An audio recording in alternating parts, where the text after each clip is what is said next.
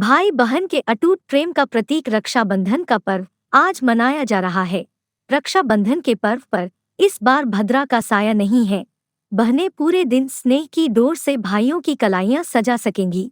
ज्योतिषियों के अनुसार इस साल रक्षाबंधन के दिन श्रावण पूर्णिमा धनिष्ठा नक्षत्र के साथ शोभन योग का शुभ संयोग बन रहा है।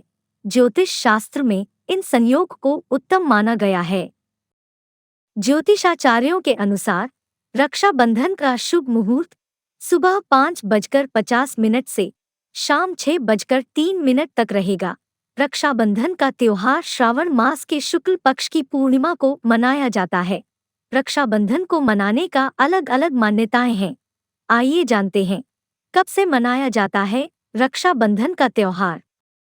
धार्मिक कथाओं के अनुसार जब राजा बलि ने अश्वमेध यज्ञ करवाया था, तब भगवान विष्णु ने वामन अवतार लेकर राजा बलि से 3 पग धरती दान में मांग ली थी। राजा ने 3 पग धरती देने के लिए हाँ बोल दिया था। राजा के हाँ बोलते ही भगवान विष्णु ने आकार बढ़ा कर दिया और 3 पग में ही पूरी धरती नाप ली और राजा बलि को रहने के लिए पाताल लोक दे दिया। तब राजा बलि ने भगवान विष्णु से एक वरदान मांगा कि भगवान मैं जब भी देखूं तो सिर्फ आपको ही देखूं। सोते जागते हर क्षण मैं आपको ही देखना चाहता हूँ। भगवान ने राजा बलि को ये वरदान दे दिया और राजा के साथ पाताल लोक में ही रहने लगे। भगवान विष्णु के राजा के साथ रहने की वजह से माता लक्ष्मी चिंतित हो गईं और नारद जी को सारी बात बताई। तब नारद जी ने माता लक्ष्मी को भगवान विष्णु को वापस लाने का उपाय बताया। नारद जी ने माता लक्ष्मी से कहा कि आप राजा बलि को अपना भाई बना लीजिए और भगवान विष्णु को मांग लीजिए। नारद जी की बात सुनकर माता लक्ष्मी राजा बलि के पास भेष बदलकर गईं और उनके पास जाते ही रोने लगीं। राजा बलि ने जब माता लक्ष्मी से रोने का कारण पूछा तो मां ने कहा कि उनका कोई भाई नहीं है, इसलिए वो रो रही हैं। राजा ने मां की बात सुनकर कहा कि आज से मैं आपका भाई हूँ। माता लक्ष्मी ने तब राजा बलि को राखी बांधी और उनके भगवान विष्णु को मांग लिया। ऐसा माना जाता है कि तभी से भाई बहन का यह पावन पर्व मनाया जाता है।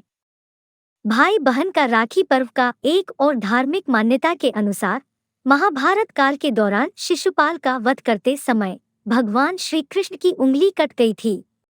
इसके बाद भगवान श्री कृष्ण की उंगली से रक्त बहने लगा।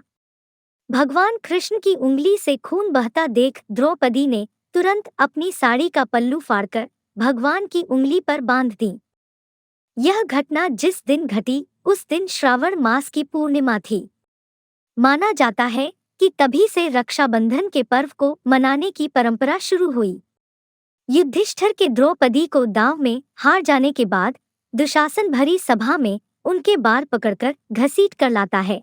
द्रौपदी का भरे दरबार में कौरव अपमान करते हैं। सभी लोगों के मौन धारण के बाद दुर्योधन ने द्रौपदी के चीरहरण का आदेश दिया। तब द्रौपदी ने रोते हुए अपनी आंखों को बंद कर भगवान श्री कृष्ण को याद किया। भगवान श्री कृष्ण ने शिशुपाल वध के दौरान द्रौपदी को वचन दिया था कि जब भी तुम्हें कष्ट होगा मैं तुम्हारी रक्षा करूंगा। भगवान श्री कृष्ण द्रौपदी की लाज बचाने के लिए ऐसी लीला रचते हैं कि सभा में बैठे सभी हैरान रह जाते हैं। भगवान कृष्ण ऐसा चमत्कार करते हैं जिससे द्रौपदी की साड़ी बढ़ने लगती है और दुशासन साड़ी खींचते खींचते बेहोश हो जाता है। भगवान श्री कृष्ण ने द्रौपदी की रक्षा की और अपना वचन पूरा किया और यही परंपरा हिंदू धर्म में आज भी चली आ रही है।